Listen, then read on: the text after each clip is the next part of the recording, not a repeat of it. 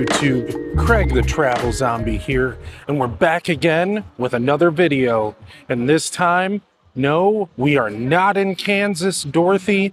We are at Phoenix Premium Outlets in Chandler, Arizona for Imaginarium 360. Now, why did I bring up Dorothy? Well, that's because this year, Imaginarium has brought us a Wizard of Oz theme. So, today, not only are we going to walk through this, we're going to talk a little bit about the differences between the book and the movie The Wizard of Oz, and my small, tiny little tie to both The Wizard of Oz and L. Frank Baum, its author. My name is Craig. I am the Travel Zombie, and welcome to Prime Time. Now, to be completely transparent, I've never done any of these immersive light experience types of installations, but I've always kind of wanted to. So I'm going to be right along with you guys discovering all these new things. Look at these guys. Look at how cute they are. The artistry that it takes to make and design these is absolutely astounding. Look at that.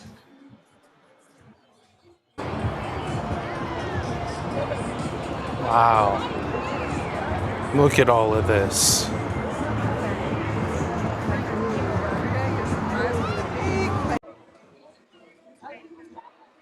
XOXO. Love you guys.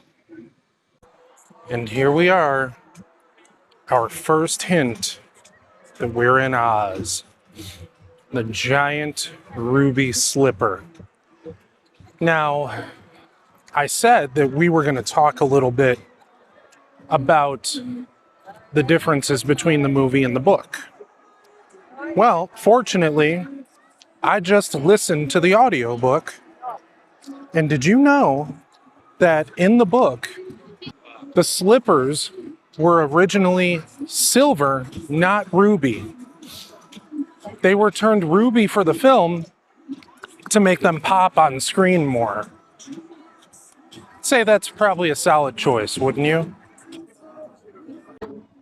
And now we've found the Tin Woodman. But where's his axe? Oh, that wasn't the Tin Woodman that we saw earlier. But this is, because here he is with his axe and the heart that he asked the wizard for. And here we go through our first light tunnel.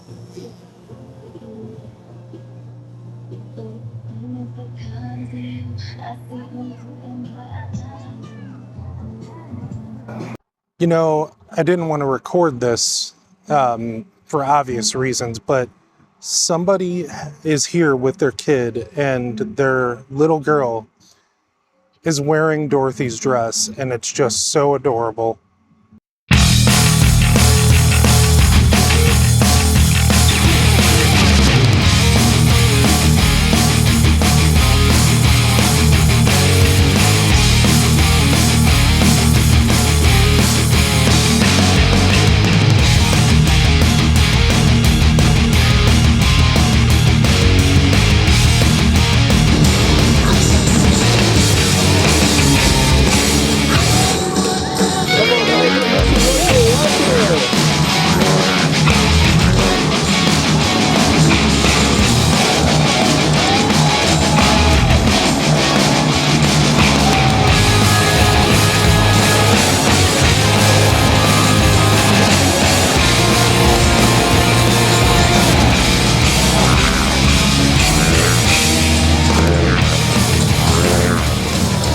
So I'm not entirely sure I actually know how to describe what I just saw.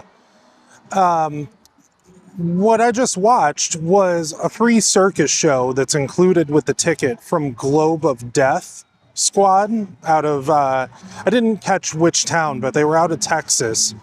And the Globe of Death is the big metal thing shaped like a globe, and they go and they fly around it on motorcycles. And so they brought a spectator in to stand in the middle, and as the guy's flying around him, the spectator takes out his phone and starts recording. And the motorcyclist, without missing a beat, reaches out, snatches the phone out of the guy's hand, and starts recording himself. That was absolutely incredible. Totally worth the price of admission all on its own. And I believe we are wandering into the poppy fields. And now the moment we've been waiting for, to enter the land of Oz. Hopefully we get to meet the wizard. And so we find ourselves here in the land of Oz. And at the beginning of this video, I promised you guys that I would enlighten you on my small connection to L. Frank Baum and the Wizard of Oz. As I've mentioned on this channel before, I'm from the Chicago area, not Chicago proper, although I did do some college there, and both of my parents are from there. But most of you probably didn't know that L. Frank Baum wrote The Wizard of Oz, the book, in Chicago's Humboldt Park neighborhood. Specifically, he was at the address 1667 Humboldt Boulevard in Chicago, and they actually painted the sidewalk in front of the corner where his house once stood yellow, like the yellow brick road. And they even have a park right across the street that features characters from The Wizard of Oz. Now, I've never been to either of these locations, but that is something I hope to change, and I hope to bring you guys along for. Well, this is described as being interactive, so let's see what this does.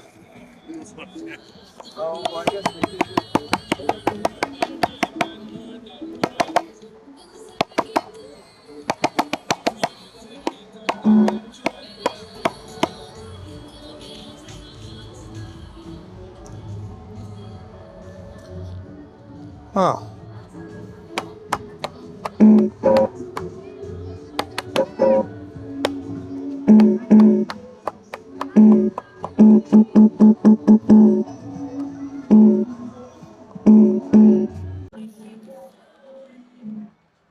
And again, the detail on these is just amazing. It's so beautiful here. As much as it saddens me to say it, the time of the pumpkins has come and gone for the year 2025.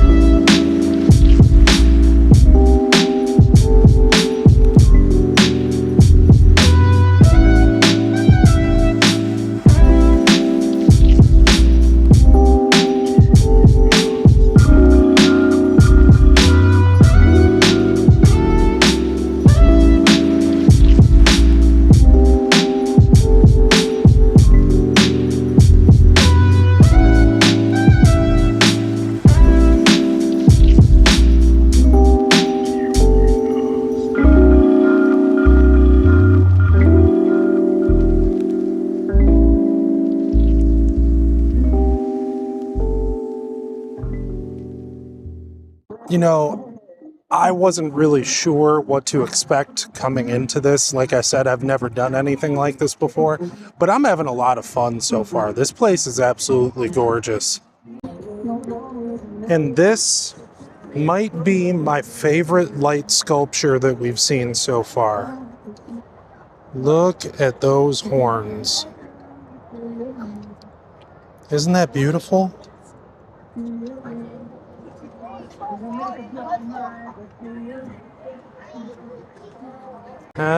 I might have spoken too soon.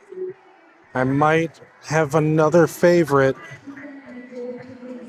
Look at this.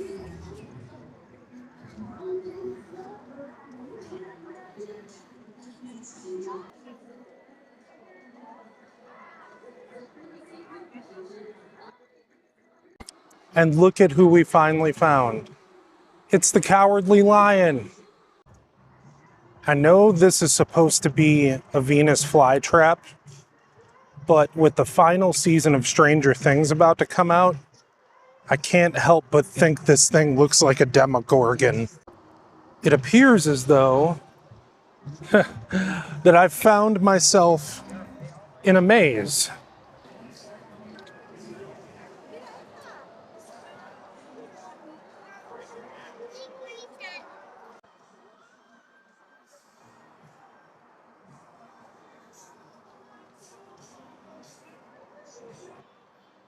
Oh, this is gorgeous.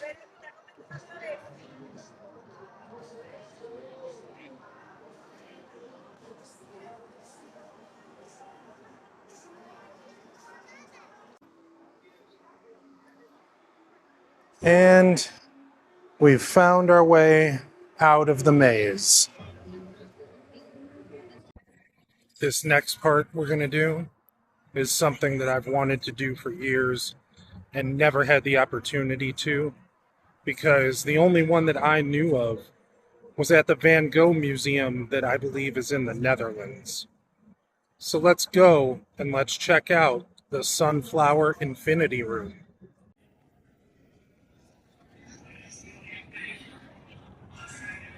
Wow.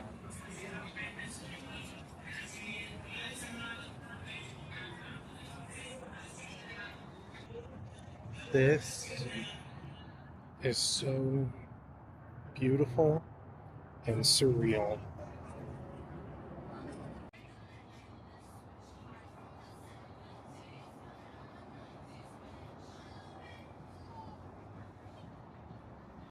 Guys, I can't even begin to describe how it feels walking in here and seeing this. It's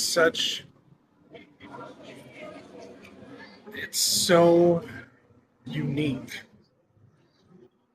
And it feels so cool because you're seeing the same thing on the floor that you see on the ceiling up above me. I'll show you.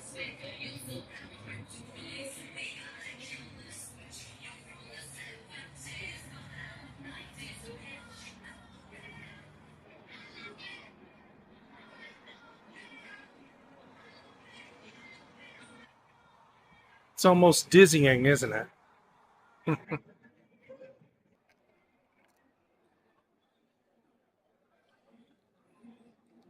This one feels a lot like the Sunflower Infinity Room, except it actually smells like flowers in here. This is awesome.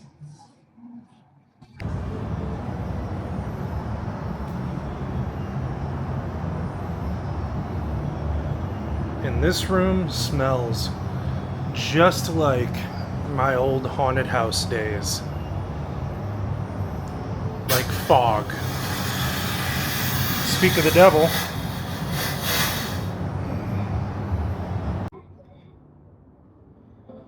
Wow. This is peaceful. And look at this. It's set up like you're having tea with the Mad Hatter. I didn't really show too much of these earlier, but there's also a bunch of photo ops for the gram. And I do mean there's a lot of them. Because these boxes that we're walking by right now, they're not all of them. They're stationed all over this place. I mean, just look at this view. Isn't that incredible?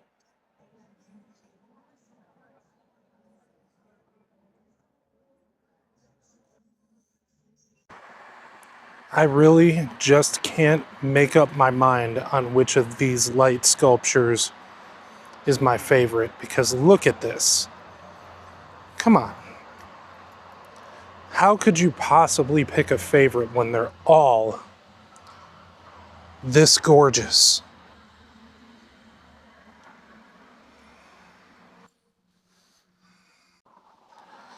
It's like she's showing us the way out.